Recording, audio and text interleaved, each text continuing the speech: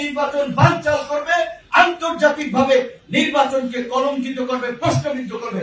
কাজেই জাতীয় পার্টির বিষয়ে নির্বাচনের আগে আমাদের একটা ফয়সালায় যাওয়া দরকার। সেটা আমি একে বললে হবে না, আক্তার একে বললে হবে না, বিএনপি বললে হবে না, সবাই মিলে আমাদেরকে সিদ্ধান্ত। আজকে জুলাই সনদ স্বাক্ষর হয়েছে, জুলাইয়ের ঘোষণাপত্র হয়েছে, এখন আমরা সবাই নির্বাচনের জন্য অপেক্ষা করছি। এবং আমি আজকে জাতীয় নেতৃবৃন্দের উপস্থিতিতে বলতে চাই, সরকারের কাছে আমরা বলতে চাই, আমরা মনে করি যেহেতু জুলাই সনদের স্বাক্ষর হয়েছে, ঘোষণাপত্র হয়েছে, নির্বাচন আর বিলম্ব নয়, ফেব্রুয়ারিতে নয় জানুয়ারিতে নির্বাচন দিন। নির্বাচন না হলে আমাদের জন্য সংকট অপেক্ষা করছে এবং আমাদের অস্তিত্ব হুমকির মুখে পড়বে।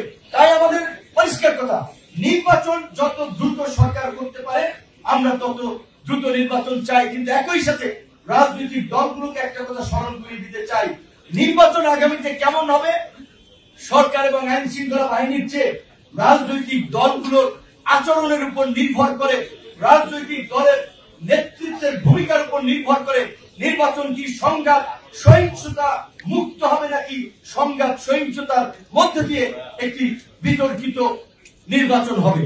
তাই সব রাজনৈতিক দলের নেতৃবৃন্দকে সহনশীল আচরণ করা এবং সকলে মিলে যেন একটা উৎসব মুখর নির্বাচনের মধ্যে দিয়ে এখন যে বাংলাদেশ একটা সন্ধিক্ষণে উপস্থিত হয়েছে, আমরা যেন একটা নতুন যাত্রার দিকে অগ্রসর হতে পারি, সেই বিষয়ে সকল রাজনৈতিক দল তার নেতা কর্মীদের দিক নির্দেশনা দিবে।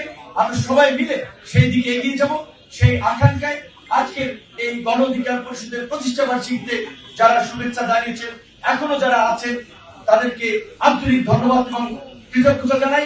সর্বশেষ একটি কথা বলে শেষ করতে চাই, গণ অভ্যুত্থানের কৃতিত্বের কথা, ক্রেডিটের কথা। গণ অভ্যুত্থানে এইখানে যারা বসে আছে রাজনৈতিক দলগুলোর চেয়ে বলতে গেলে আসলে ক্রেডিট দিতে হবে, কৃতিত্ব দিতে হবে একেবারেই কৃষক, শ্রমিক, মেহনতি মানুষের। কৃষক করাটা কি বোঝা যায়, তারা একেবারেই সাধারণ মানুষের প্রতিনিধিত্ব করেছে এবং তারা জীবন বিলিয়ে দিয়েছে। অবশ্যই সেখানে সকল রাজনৈতিক দলের কর্মীরাই ছিলেন, কোন একক রাজনৈতিক দল কোন নেতৃত্বে এই আন্দোলন সফল হয় নাই, সংগঠিত হয় নাই।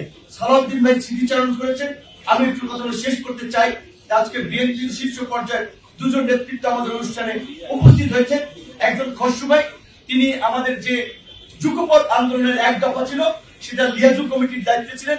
তিনি গ্রেপ্তার হওয়ার পরে 28 অক্টোবরের পর সালাউদ্দিন ভাই ইন্ডিয়া থেকেই মূলত আমাদের সাথে যোগাযোগ করেছে, আন্দোলন সংগ্রাম মিছিল মিটিং বিষয়ে পরামর্শ দিয়েছে। আমাদের মিছিলে যেন অন্যরা বিএনপির কর্মীরাও থাকতে পারেন, এইভাবে আলাপ আলোচনা করে কূটনৈতিক ভাবেও কিছু চিঠি মিটিং এর বিষয়ে সালাউদ্দিন ভাই এবং